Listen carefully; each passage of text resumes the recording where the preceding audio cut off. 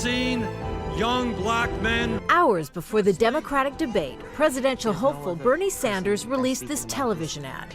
It features the daughter of Eric Garner, killed by police during an arrest for selling cigarettes. Now an activist, Erica Gardner, says she's endorsing Bernie Sanders for president. I'm behind anyone who's going to listen and speak up for us.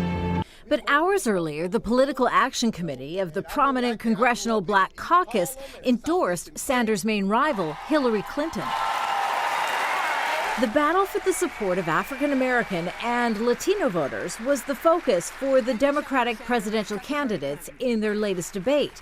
At issue, who was more supportive of Latin American immigrants allowed to stay after entering the United States illegally. I voted for comprehensive immigration reform in 2007. Senator Sanders voted against it at that time. When we saw children coming from these horrendously violent areas of Honduras and neighboring countries, people who are fleeing drug violence and cartel violence, I thought it was a good idea to allow those children to stay in this country.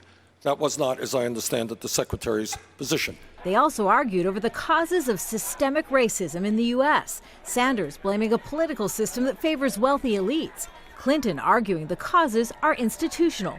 And when it comes to supporting America's first black president, Clinton went on the attack. Today, Senator Sanders said that President Obama failed the presidential leadership test. And this is not the first time that he has criticized President Obama. In the past, he's called him weak. He's called him a disappointment. Madam Secretary, that is a low blow. I have worked for his reelection, his first election, and his reelection.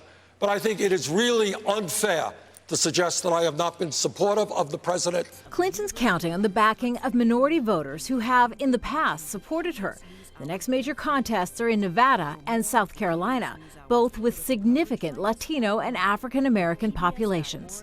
But Bernie Sanders has been gaining support in key demographics that Hillary Clinton once counted on, middle class and younger voters, including young voters of color, making the so-called minority vote one that Hillary Clinton can no longer count on. Kimberly Helkett, Al Jazeera, Washington.